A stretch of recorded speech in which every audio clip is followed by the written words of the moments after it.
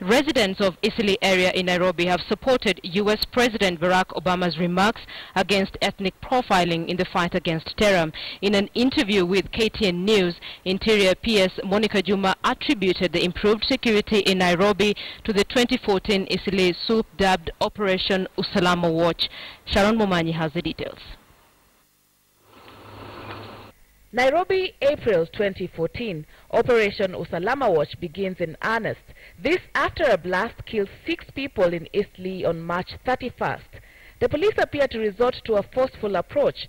Thousands of Somalis were lined up at the Kasarani Stadium for screening. Those without identification documents deported. It is an operation that was met with criticism from various civil quarters, terming the operation prejudicial, one they said was founded on ethnic and religious profiling. Residents of Eastleigh, largely Muslim Somalis, say this kind of treatment has become all too familiar to them. Sasa operation tunasupport operation ni mzuri, lakini wakwe serikali wakwe na uangalifu.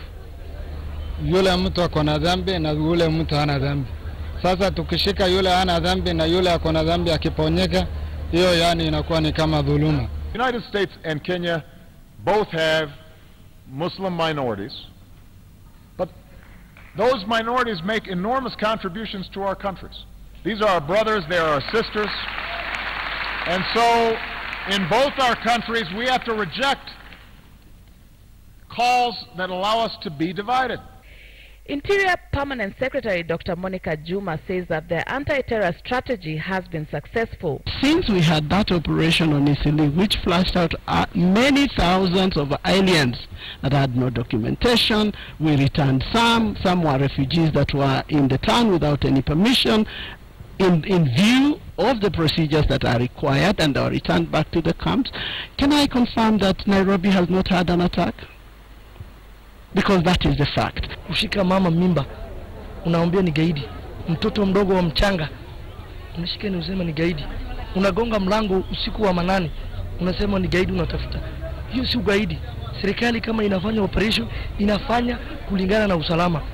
There has been growing critique on anti-terror efforts in the country, with allegations of profiling, mysterious disappearances, and extrajudicial killings of Somali and Muslim community forming a part of the narrative.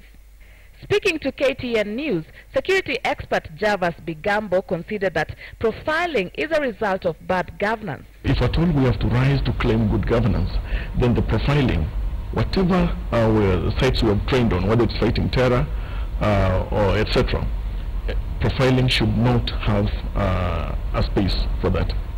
But PS Juma says that the narrative has gone to a new level. We have to just move away from these narratives that are really almost spurious to a certain degree. You know, and this question about marginalization, we've moved on this country. Uphold the rule of law and human rights is what President Barack Obama urged the Kenyan government while conducting the war against terror. It is a comment that has been lauded by the Muslim Somali community here in Eastleigh, Nairobi, saying they are often targeted after attacks in the country. Sharon Momanyi, KTN News in Eastleigh, Nairobi.